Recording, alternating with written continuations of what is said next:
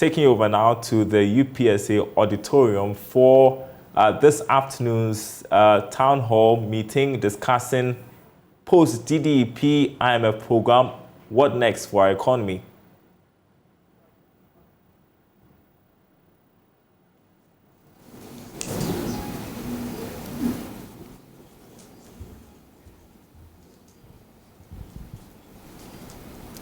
So this is the second edition of the JoyBusiness Townhall Meeting.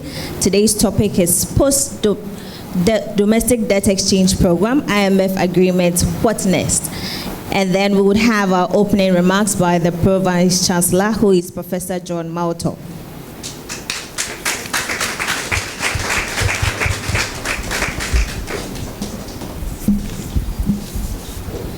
Thank you.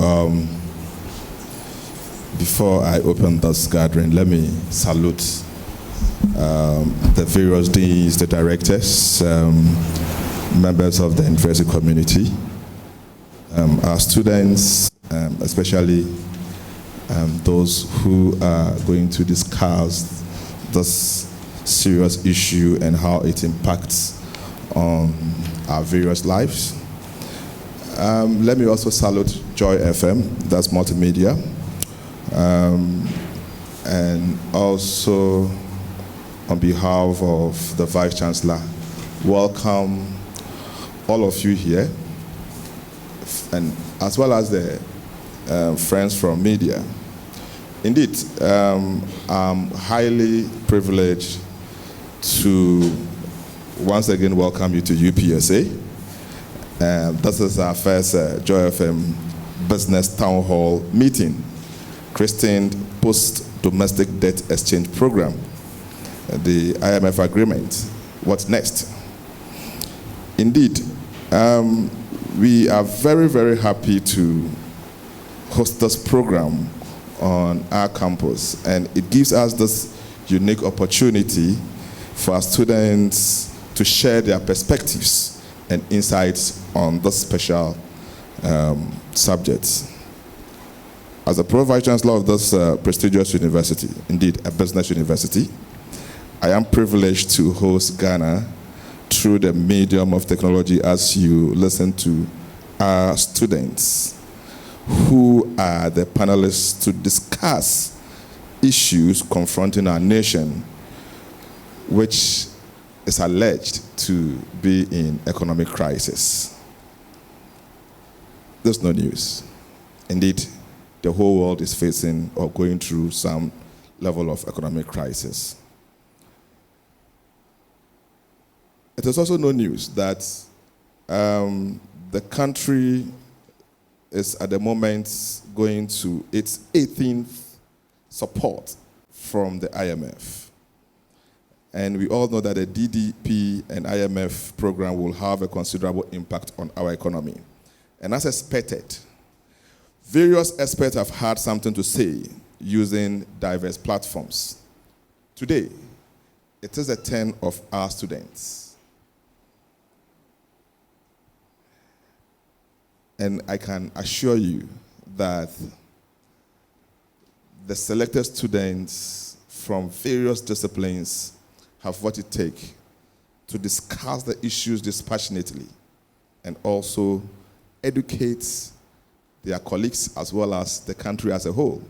Because a platform like multimedia is a platform that the whole Ghana listens to. I thought you clap for multimedia. Thank you.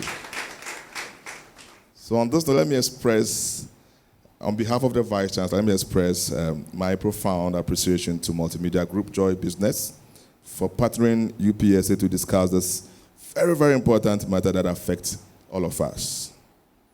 Distinguished ladies and gentlemen, I am optimistic that we will have an enlightening, stimulating, and inspiring session that will encourage us all to play that active role in shaping the future of the economy.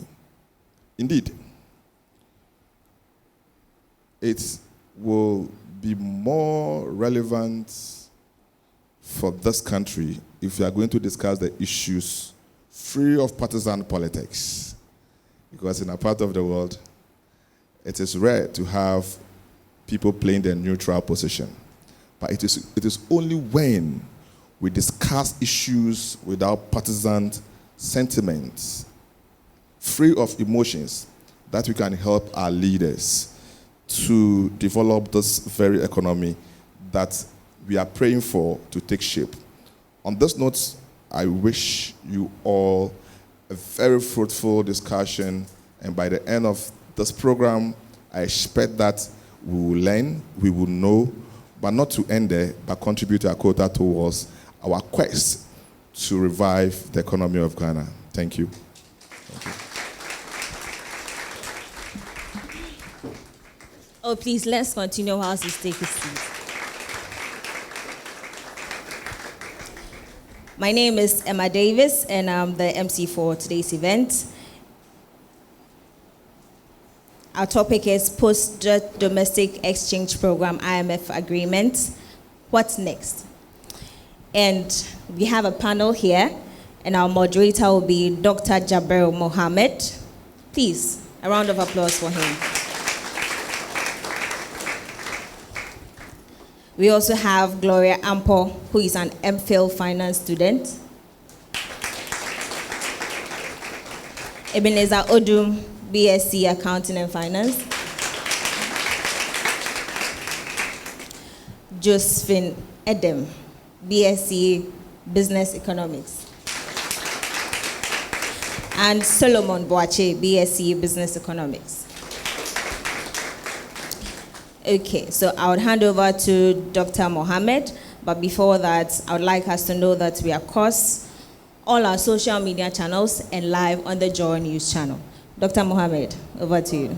Thank you so much, and welcome to Joy FM Multimedia Town Hall Meeting in collaboration with University of Professional Studies, Accra.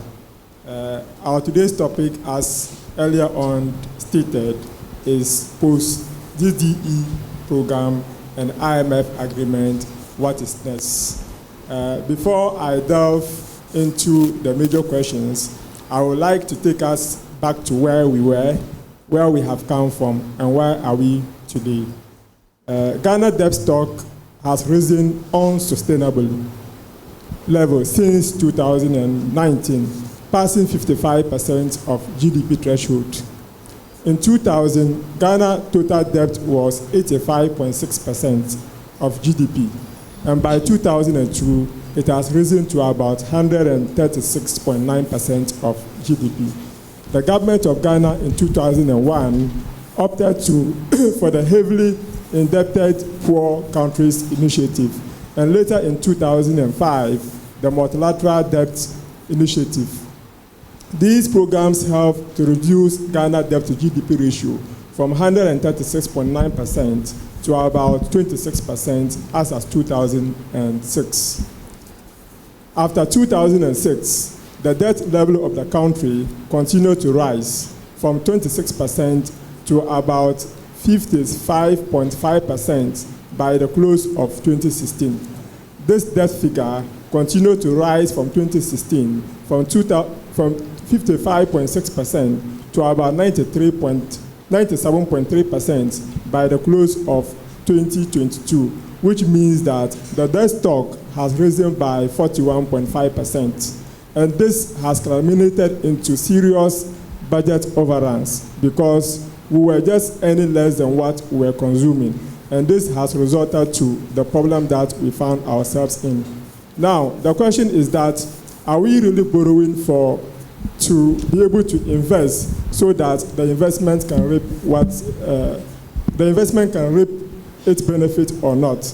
Now, the IMF program have come, and the impact is that we really have to put measures in place so that we can contain the program. And that is how come that we have to do indoor sacrifices to be able to allow the IMF program to work.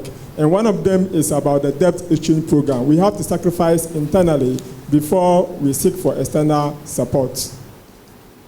Now, to my first question, we would like to continue to talk about the health of the economy, because the health of the economy is really important before we will come to the IMF program in details and the debt exchange program in details. So I would like to start with Gloria. Now, in your own assessment, how will you assess the health of the Ghanaian economy? And do you think that the current health of the Ghanaian economy is what has really landed us to the debt exchange program that we are currently undergoing in Ghana? Thank you, Doc. Good afternoon. Yes, I think that the debt is what has left us or led us to this IMF program. For every country, we all know for every country to develop, it is based on your revenue and your expenditure. And when your revenue is more than your expenditure, you're good. But where your expenditure is more than your revenue, it leads to a deficit. So then you would have to go look for money, maybe either internally or externally, to support your system. Now, we realize that we make a lot of money from our revenues, tax revenues, comprising of direct and indirect. We talk about direct, as of 2021, was contributing to like 46.1% to the total tax revenue. And then the indirect as well had a good side. But then, talking about expenditure, we've also realized that we've gone way out of our expenditure. Taking, for instance, importing refined fuel or crude oil. I don't think that that is a smart move. Knowing that already we are exploring fuel here in Ghana, why won't we refine what we are exploring here and use within? But we are exporting crude and then importing another refined one at about $1 billion as of 2021. So when we look at all these things, even what we talk about ex gratia, why do we have to pay our parliamentarians every 4 years, whether you are in or you are out? So once it's 4 years, whether you lose or not, you have to take that money. I think these are all little loopholes or gaps that we have in our system, which is compounding our expenditure and our debt situation. So I think if we pay critical look at our expenditure, I think we would close a lot of gaps and then increase our reserves and then help solve our internal problems. That's great. With Gloria, her argument is that once we are able to increase our reserves, once we are able to cut down our expenditure, once we are able to increase the revenue base of the country, and at the same time we are able to reduce the ex gratia and all of that, we are good to go. So, Bachi, do you agree with Gloria? What is your point? Thank you so much, Doc. Good afternoon, everyone. And it was so encouraging to hear from Gloria that our tax to revenue was around 45% or all that. But when we critically look at most of the sub-Saharan regions, tax to revenue is just below 13% and all that, which means that there's still a long way to go. But in my own opinion, when I look at the country, there are a whole lot of issues that are worrying us. But the most critical to me is the fiscal deficit financing by central government. When we look around 2007, there was an agreement that they were trying to adopt an inflation target network, where they were believing that with the inflation target, it will help them stabilize prices. And then we know that that is prerequisites for us to have an economic development. Now, looking at the Bank of Ghana statement that they gave during or the beginning of the year, they gave an inflation target of 8% with a symmetric bound of 2%, which means that the banks were looking at being within a range of 6% to 10%. But let's just cast our mind to March. What was the inflation? It was 52.8%. Look back at February. We are so lucky that at least it has reduced to 45.5% and all that. But it's not encouraging. It is still way beyond the target that was set by central bank. The question that comes is, what is the issue? What is the problem? Of course, most of us will blame it that it's external shocks. All of us will say that because we have weak systems, our liquidity level in the country is so down. But Doc, when you look from 2020 to 2022, the revenue that was, the government expected to have a revenue of around $77 billion. But in 2022 alone, the central bank financed government about 44.5 billion cedis, which is way beyond 50%. And it's even beyond the fiscal requirements that they are supposed to do. It's a problem. Just from 2022 to 2011, a tune of 90 billion was given by central bank. And we live in a country where most of the government policies contradict the monetary policies. We are all aiming to have an inflation beat down to what? To 8%. But if we are always having this fiscal dominance, where fiscal policies undermines monetary policies, then I think it's a real issue to our problem. Thank you so much. All right, so for him, he thinks that the central bank consistently financing the government is a major problem. So, Odum, what do you think? Do you agree with him? Do you think that central bank should have a ceiling or a cap? There is already a cap of 5%, not less than 5% of GDP. But our fiscal authorities have thrown that away. And they still insist that they still go back to them and continue to finance from them. We don't know whether it's being financed through the balance sheet of the central bank or the central bank is printing money to finance that particular deficit. Do you agree with him, or do you have any other point to buttress the fact that these issues are the one really affecting our domestic debt exchange program to the extent that others don't want to wanting to be part of it? Thank you very much, Doc. Now, Dr. Richard Kwame Frimpong, a financial inclusion activist, once said, there are habits that will lead you to financial independence irrespective of the global economic shock. And there are those habits that will leave you worse off with a very giving a small shock or a little shock from the global economy. Now, I will blame our current situation on our habits and also the fact that we've lost control over our exchange rates. Now, our habits towards expenditures in this country, both statutory and discretionary expenditures, is very worse. We engage in expenditures that are not investment property.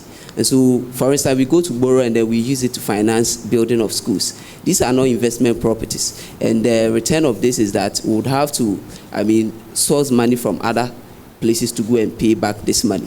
Now, I also believe that some qualitative characteristics of our leaders that lead us to corruption and bribery in our economy is what has led us to where we are right now.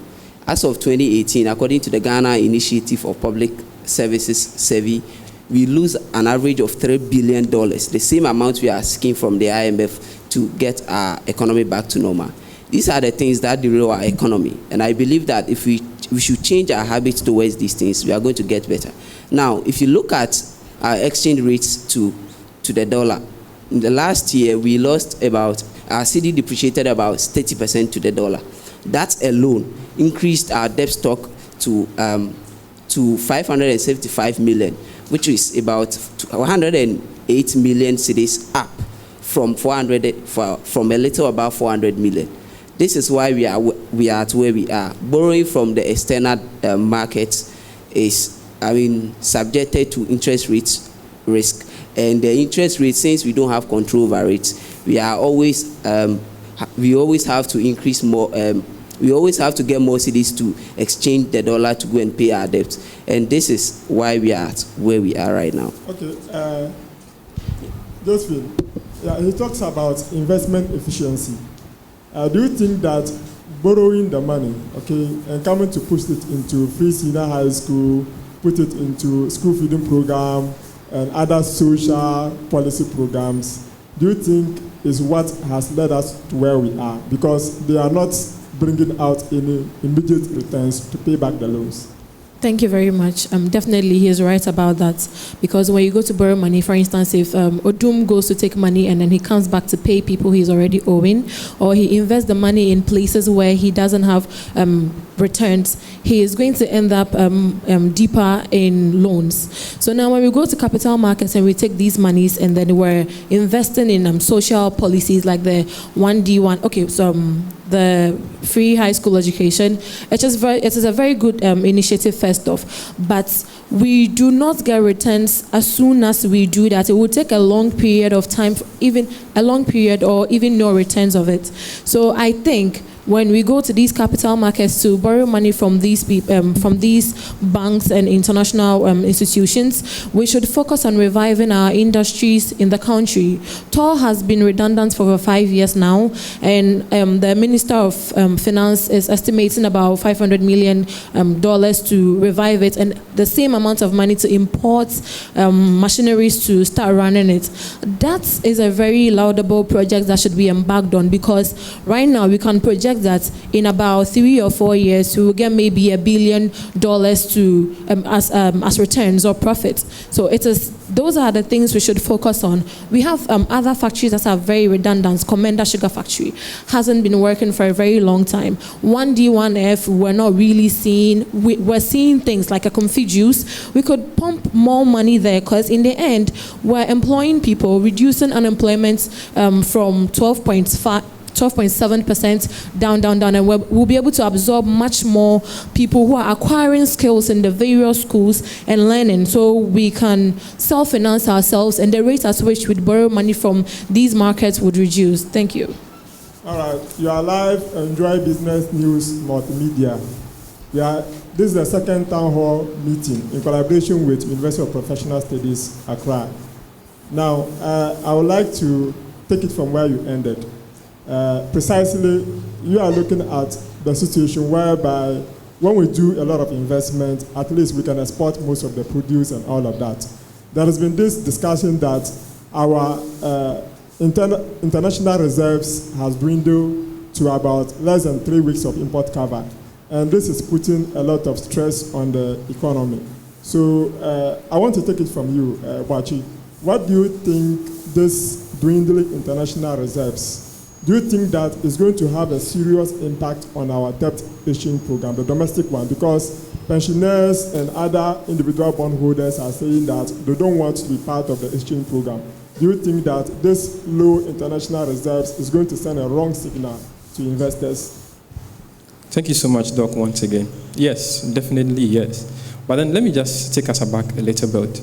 When we look at, as at December 2022, the governor for IMF gave a figure that we have about 1.5 month import cover. Now, here the case they are telling us that we are left with 3 weeks cover. Of course, surely the inflation is still around 45%. And frankly speaking, I would say that the inflation does not really reflect the weaknesses that we have in our system. Because looking at December, we saw that the announcement of the DDEP program came on board. We also saw that there were a lot of capital reversals going.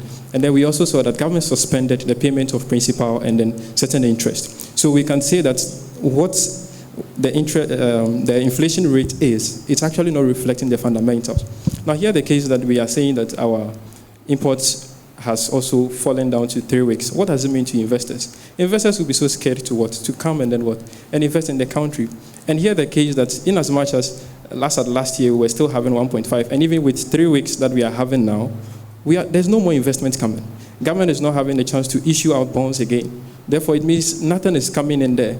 Look at the inflation between interbank rate depreciation was around 21%. But if you look at the retail market, it was around 2%. Nothing is coming. And if the investors should get this, why do they invest? You give them certain interest and then they take the risk. They come to invest.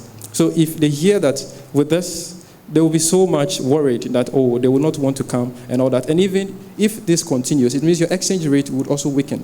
And if it weakens, it means that the interest you would have to be paying more will be high. Thank you so much. All right, great. So the interest you'll be having, you need to pay more. Gloria, now let's look at this point. If you look at yesterday, for instance, one of the bond pensioners were arguing that the government should borrow at the short end of the market to pay them because the government had defaulted on their domestic bonds as of 28th of last week, I think April. So precisely, do you think that borrowing from the short end of the market to pay the debt holders or the bond holder, do you think that's realistic? Thank you. Okay, sir. Hello? Okay. Borrowing from the short end of the market, I don't think it's going to help us to finance our debt. In that already, these are pensioners who are suffering already They are home. And after so many years of work, they've saved a little to take care of themselves. And now this is where you are coming to take their money to use for the economy or the development of the economy. I don't think it's going to help, because already they have children who have families who are taking care of their own families. And so when you're going to take their money, guess what? They may not have any other source, or they become burdened to their families or their children. So who takes care of them? I remember one was saying that they couldn't even get money to even buy medication. So if government tries to go in or into their monies that's in their bonds to take this to finance our economy or expenditure, I don't think it's going to help. So, Odu, so do you think that wasteful expenditure, okay, let's say by the government, is what has resulted in our reserves dwindling? And do you think that this has a serious impact? Do you think that the individual bondholders, the pensioners and all of that, do you think that they are really looking at what is happening, what the government is doing, that is actually prompting them to say that they will not agree to so and so unless you pay them? Do you think? Right, thank you very much. So on the international reserve side, over the years, all that we've been doing is that we source our reserves from borrowing from the capital market. And just the end of last year, we saw Fitch downgrading us, and that's give us, like, we lost access to the capital market, and that is why our import cover has come down to just 3 weeks. Now, I believe that the time has come for us to look at alternative ways of sourcing funds into our reserves. For instance, promoting tourism, so that we can raise funds through that, encouraging FDI, foreign direct investment, so that, we can have more international currencies coming in. Also, creating an atmosphere that will encourage Ghanaians abroad to invest in the local economy. All this will help us increase our reserves, because, now we don't have access to the capital market like we used to. And with the issue of the pension funds, I believe we've gotten to a point where almost everyone is sacrificing something. Both young ones and then senior citizens, almost everyone is sacrificing something. So they also have to sacrifice something little to help our economy. Now even those who play bets, they have to sacrifice 10% of their winning bonus for the government. So I believe that the senior citizens, the pensioners, should also sacrifice something small for us. But then maybe government should look at their own exchange program. They can make it more flexible. They can choose to pay a portion of their interest to them, or the matured funds, they can pay a portion this year, and then the second year, next year, they pay a portion to them, so that it can keep them active. Okay, great. So the pension funds, the pensioners should also sacrifice and all of that. So Josephine, do you think that the success of the debt exchange program is going to have an impact on job creation? All right, thank you. I'd like to touch a little bit on the pensions, bonds and funds. You see, when there's a number, you don't really know the impact of it. I have a dad at home who is a pensioner, and this is going to affect him gravely. And in the end, it's going to affect me. So to say that they should sacrifice, we are all sacrificing already. But what is government sacrificing is the question we should be asking. 40 fleets of cars following the president when they're going on tour. It's crazy. To finance fueling those cars alone is a lot of money. That notwithstanding, allowances, you're taking way too much allowances than you deserve. How about you tell us, okay, I'll cut down my salary by 30%, I won't receive allowances. Gloria spoke, and I was so in love with what she said. She mentioned that when we look at our expenditure, there are a lot of loopholes in there that when we put them together, there would be a huge amount of money for us to do things with ourselves. So instead of saying they should sacrifice, because if my father sacrifices, how am I paying my fees for the next 2 semesters? that I'm left with in school. So we should look at other ways other than telling them to, because they've sacrificed enough. They've worked for the country. They've toiled. They've sweat for the country. What more should they do at this point? Thank you. What about the jobs? Yes.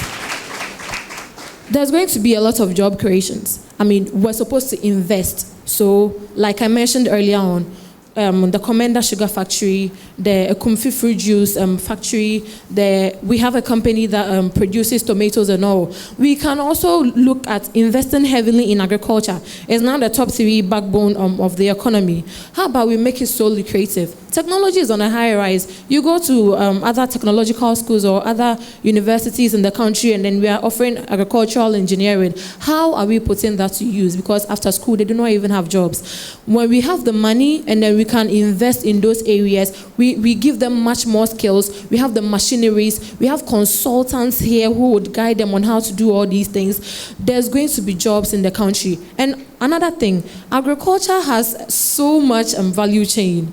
There are people who would cultivate directly on the land. There are people who would drive, people who would build silos, people who would take it to the factories, people reading chemical engineering and whatnot. They are all going to contribute to it. So just that particular sector, if we should focus so much into it, there's just so many graduates and people who are not even in school or with 0 qualifications are going to be absorbed in there.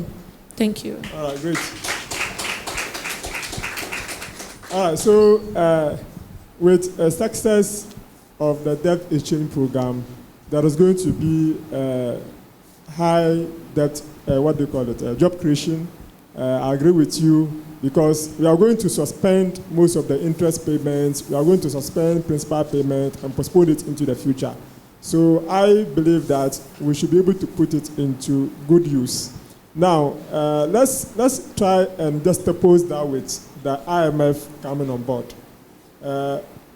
Bachi, do you think that with the success of the debt exchange program and the IMF program also coming to life or coming to stream with its appointed conditionalities, do you possibly see that Ghana will be able to utilize the money, all right, that is going to be accrued from the interest payment, the suspension of the interest payment, and the suspension of the principal payment? Do you think that IMF will be able to put in a lot of measures to allow Ghana to put this money into better perspective so that we can see the jobs that Josephine is talking about?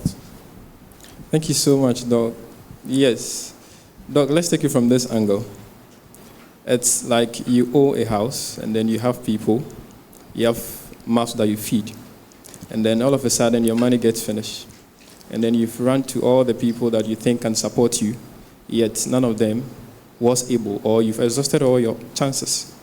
Now you come to me because you believe I can help you.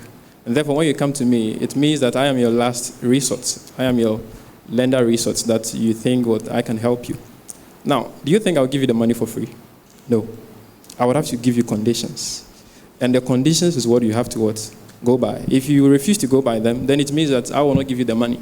So as IMF is coming, there are good side of it and there are bad side of it. And when we look at one book that was written by Garrett, The Lands of the Common, we live in a country where most of us have flaws in us. And these flaws create greed. And therefore, when we enter into power, it becomes so difficult for us to consider the commons, but seek for ourselves, which is really a problem. Now look at the conditions that they will bring. Looking at 2015, one of the conditions that they gave them was they should freeze public sector employment. I am here.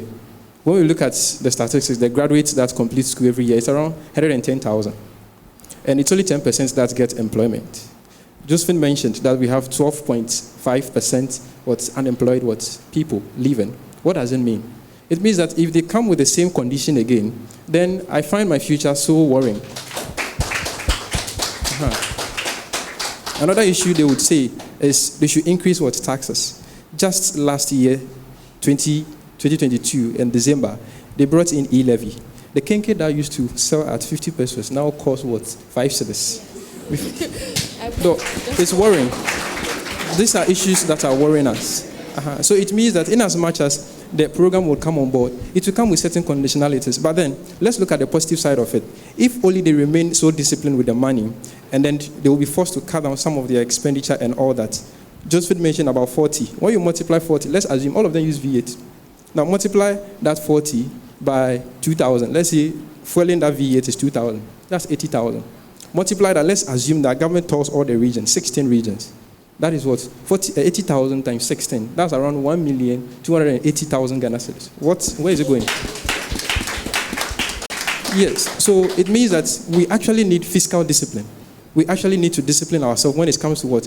Revenue. And there's a whole lot of fiscal, people are dodging what? Taxes. There are people are finding ways to evade taxes. Now they say what? Tax avoidance is illegal, whilst tax evasion is what? Is illegal. And people are finding ways to dodge it. These are things that we need to look at, and I feel it will help us. Thank you so much.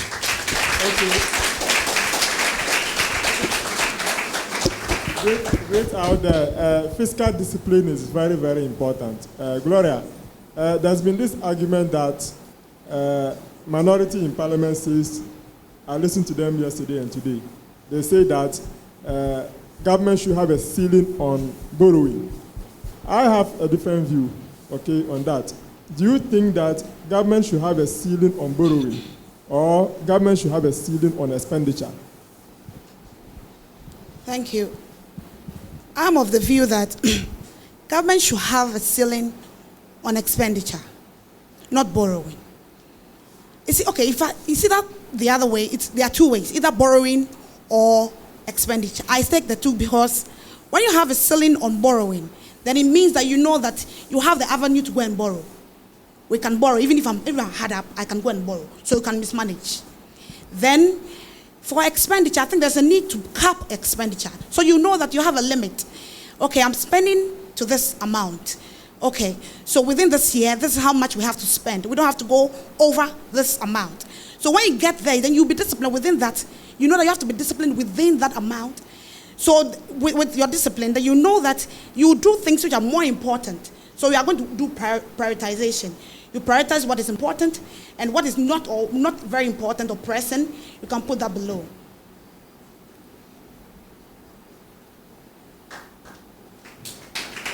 You can put that below. So with a cap on expenditure, it will help us to reduce our mismanagement and prioritize our things that we need to do. So, Odu, take it up there. So, what do you think?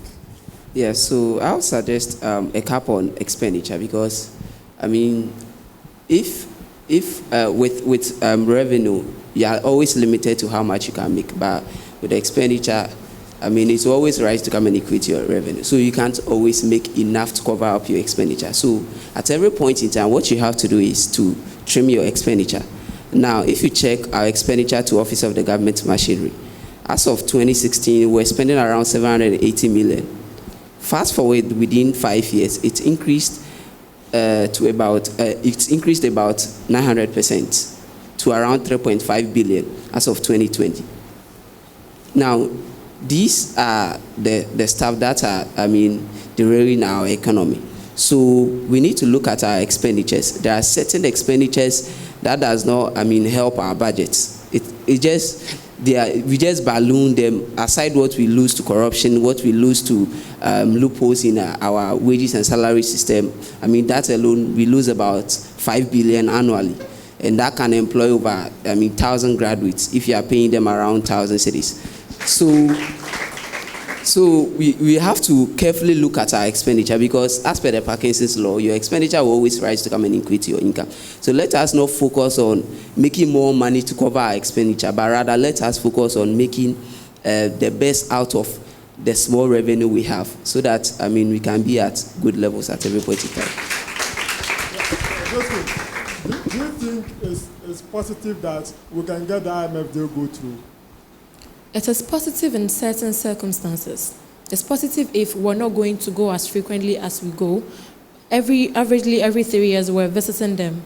But it's negative if after they've given us the money, after they've disbursed that huge amount of money, we are not going to be disciplined.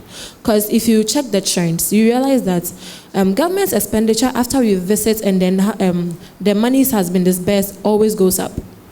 And it is not a healthy way. You don't go and borrow and come and live like you live in a palace. Like we are always saying, government should be leading with example, and then when they are back, they need to invest. Building or putting money in social policies, we're not saying there are bad things, but first things first. Gloria mentioned prioritization should always be the goal, and also we should always peg our expenses down, because when we feel like we're looking for money, money could be looked for in various ways. We could go and borrow more because we are spending more, we need to cover our tracks. This is the time for us as a nation, as people, to sit and think and cap our expenditures, like my panelists have said, and invest more for us to get more returns. Thank you. Gloria, what is your hope after the IMF program? So you are live on JoyNews channel, multimedia. This is the second edition of JoyBusiness Townhall Meeting in collaboration with University of Professional Studies, Accra. So Gloria, this is the last points I want us to make. What is your hope after the IMF deal has gone through? After the IMF deal goes through, I expect that when we come back home, we'll be more disciplined in our expenditures. And then we'll try as much as possible to increase our revenue-making avenues, such that it would more like reduce the frequency at which we go to or visit the IMF. We can be more disciplined within. We can be more focused in production. Rather than producing raw materials and exporting them in their raw state, we can add value and then export them and make more foreign revenue or increase our revenue base. So we should be more disciplined. And then there are a lot of people who are out there who are ready to learn. There are youth there who are unemployed. We should create training grounds for them. I know there are people who are learning to do hair, they're trying to produce soap and all that. Let's call them together, train them. And when you train them, help them set up their businesses, make follow-ups, empower them economically, financially, so they can also come back to contribute to the nation, and then we'll reduce our frequency of going to the IMF.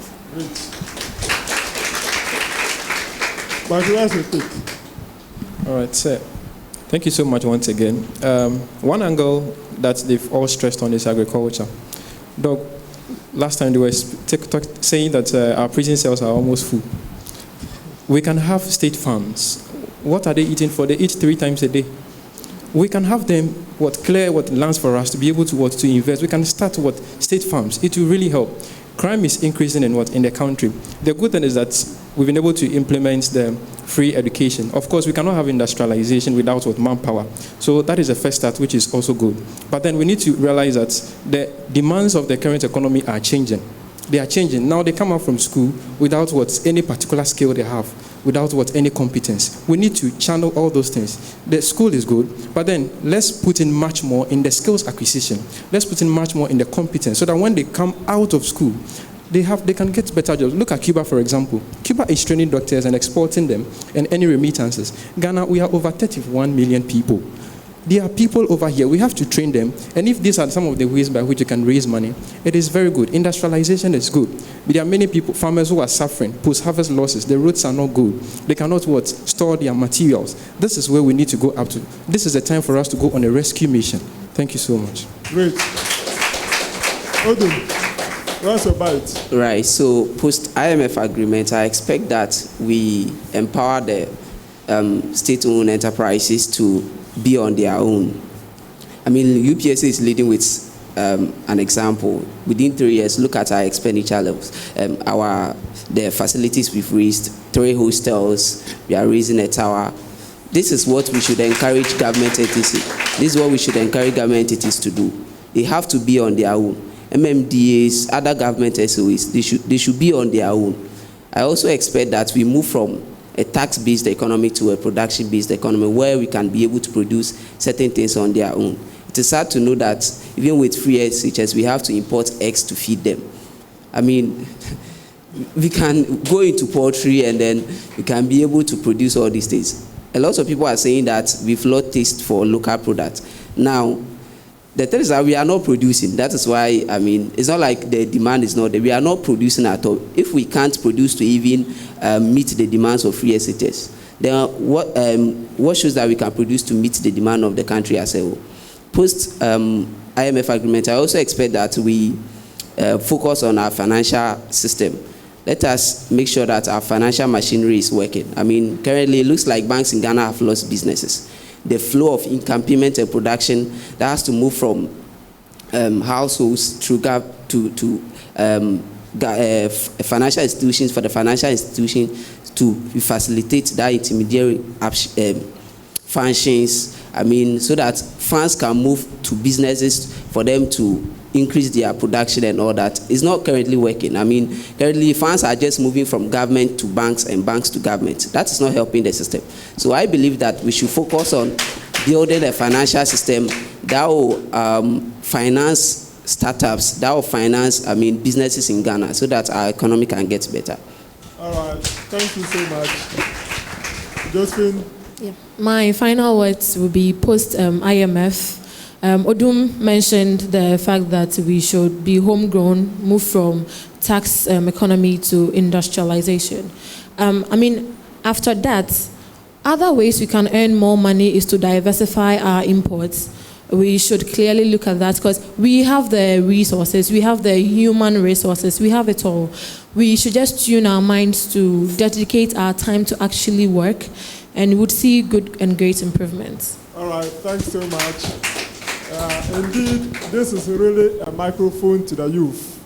You have all heard from them. They have discussed so many issues, very brilliant ideas. I believe that policymakers will take them up and work with them. So now I want to invite comments, questions, contributions from the audience. So if you have a question, if you have a comment to make, you can put up your hand, then the microphone will get to you.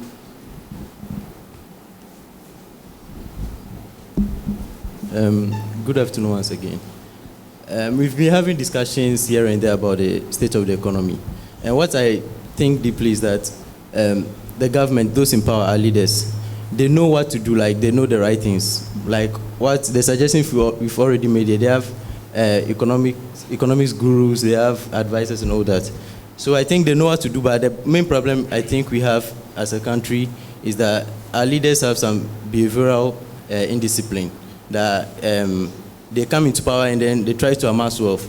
And mostly if you have conversation with maybe some student leaders or wards that are affiliated to some political party leaders, you could see that most of them know that they are maybe uncles and all that are empowered to amass wealth. I think last week also I had a conversation with a student, a colleague student, and I was saying, the next election, your uncle is not going to be in power again. You are going to cast them out. And what he asked me is that, do I think his uncle is not smart enough to save some things down in order to sustain himself even if he loses power? So I think the main problem we have as a country is it's more of a tragedy of a common where people come into power to better themselves regardless of not putting into consideration the wealth of others. So yeah, that's what I think. All right, great. Thank you very much. I'm Gabriel Bano. Yesterday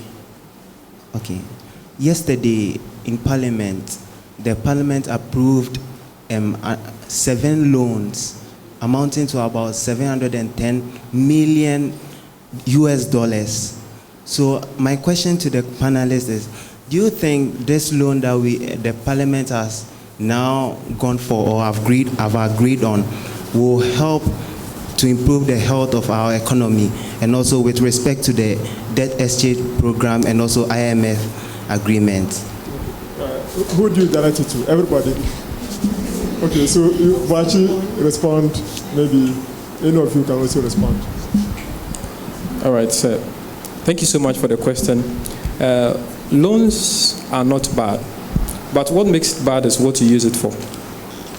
So in general, if you go and take the loan and then you use it for something that will not bring back some money that you would have to pay back, then it becomes a debt on you.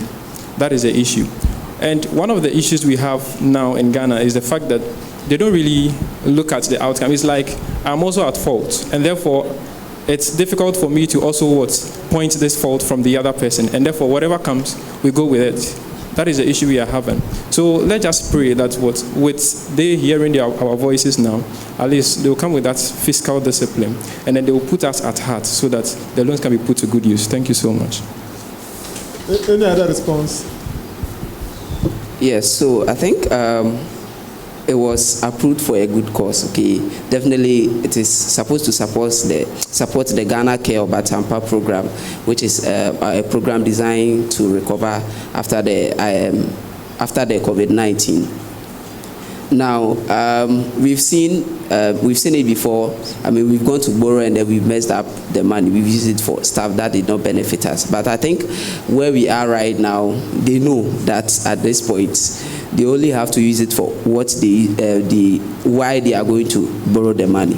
Okay, so we are believing and we are also praying that now they will behave well and they use the money for what it's meant for. Okay, thank you. I want to add a submission on the question of borrowing cap and then expenditure. I did a study and I realized that in advanced countries, their borrowing level is very high. When you compare that to their fiscal balances, it's very low.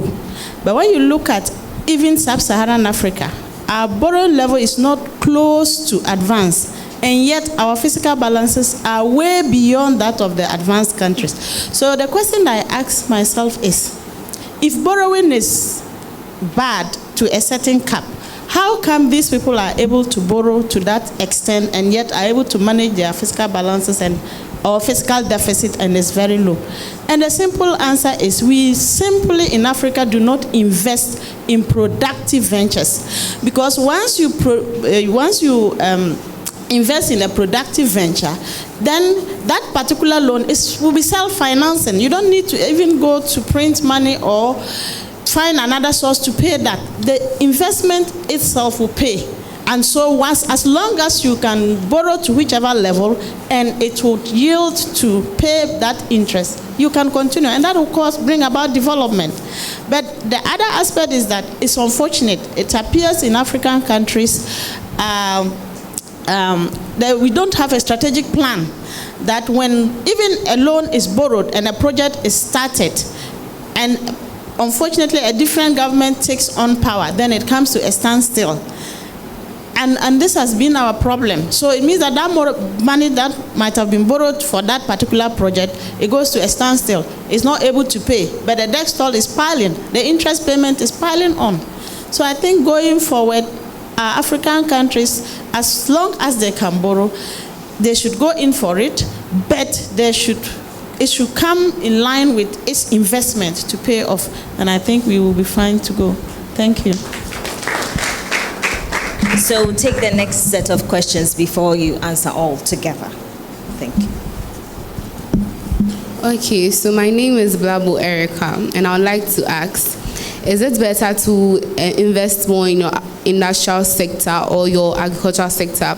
I know investing in the industrial sector can be very expensive, but if we focus more on the agricultural sector, how are you able to manufacture, turn our raw materials into processed goods to be able to export them to gain the country's and foreign exchange revenue? Thank you.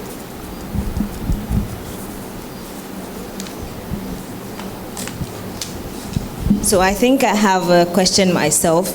How long do you think it will take us as a country to recover? Because the banks are also struggling, and the banking consultant recently talked about the fact that the banks can only recover after 3 years.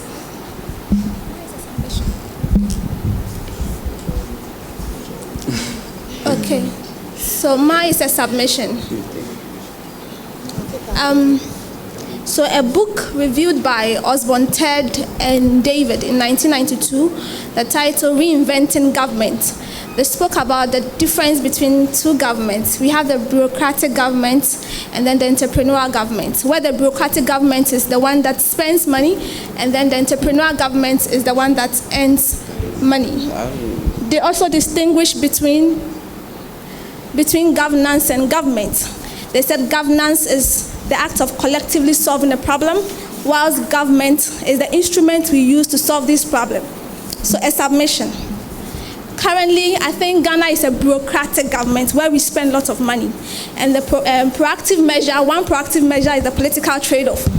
I would plead to the ruling party and then the opponent that anytime they come on board, they should strike a balance between being politically expedient and then economically prudent in their policies. And the last submission is, some of us have turned ourselves into monitoring spirits. So we follow Controller and Accountant General comments with the Audit Service and then ICA in collaboration with the Economic Management Team. They said in 2016 that by 2023, we will fully adopt IPSAS. IPSAS is International Public Sector Accounting Standard, and we'll prepare our reports with that standard. Up to now, we are still waiting. We are in 2023. So as a student and a spirit, I'm using your platform to tell them that we are still waiting for the implementation of the IPSAS. Thank you.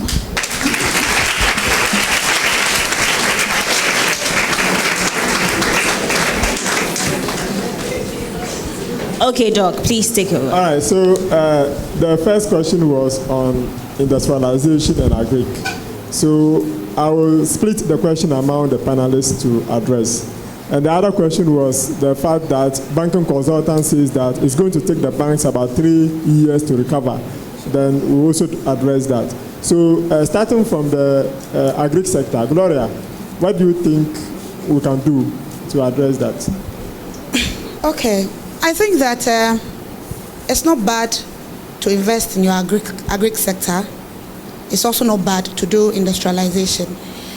But then, if I had the question clear, you're asking whether one is better than the other. Okay, for a developing country like Ghana, you can't jump from agric to industrialization. So when you start from your agric side, we have turned ourselves, I keep saying we've turned ourselves into a farmland or cultivation land for the most developed countries, that when we produce our raw materials, they come here and take it away, add value, and then we come and import it, and then with the little foreign reserves or foreign exchange we have, then so that alone reduces our foreign reserves, pushes our inflation and a lot of things. So if we are doing agric, we should do it right. It's not bad. Because when we invest in our agric side, guess what? We are going to employ a lot of people to work. There are people, our agric has been too much of cutlass and hoe. Cutlass and hoe. You plant, the person finishes the waste. Today I'm sick, they can't do it. But if we mechanize it, I think that one too can rake. It will increase production at the end of the year. Wrap up. It will increase production, and then we can get more for our. So I think the agric is not so bad as well. So, but you take 1 minute, Odum 1 minute, you also take 1 minute. All right, sure. So agriculture and then industry, I feel that they are intertwined, because if you produce and then you don't process, then it means that when they go to the market, their competitive advantage would be less. That is what it means. You are looking at it from the cost side. So if we are considering the situation that we are having now, then it would be okay for you to start from the agric. But then we need to have the mindset that after feeding our stomach, we need to move from using agric to create wealth. And that is true with industrialization. Thank you so much.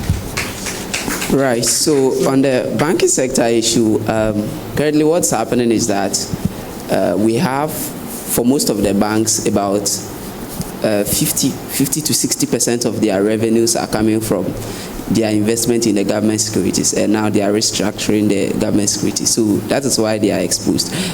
If you look at the 2022 banking sector report, about 15 of the banks recorded losses, and this is because of their exposure to the DDE program. Now, it will take time for the banks to recover. The 3 years, I see it as not feasible, but then it's all depend on the banks and also the efforts by the government to create an atmosphere whereby the bank's traditional business, which is moving loanable funds to those who demanders of those who need loanable funds, okay, to work and then in the end pay back. Currently, what we are experiencing is that core business is missing. Loan to deposit ratio averagely for Ghanaian banks is less than 40%. It tells you that all the deposit they are collecting from us, less than 40% is going to loans.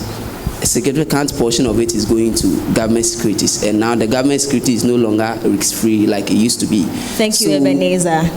We've all noted. I think your point about the pension funds, if you had a pensioner dad at home, I'm sure he asked you to pack home, to leave the house after this. I believe this was an insightful conversation. My key takeaways are prioritizing what to put in our expenditure, invest in agric, state farms, use the prisoners, right? Use the prisoners. My name is Emma Davis. We're live on JoyNews channel and all our social media channels. This has been the second edition of the JoyBusiness Townhall Meeting, and our moderator was Dr. Jabril Mohammed. Have a good day.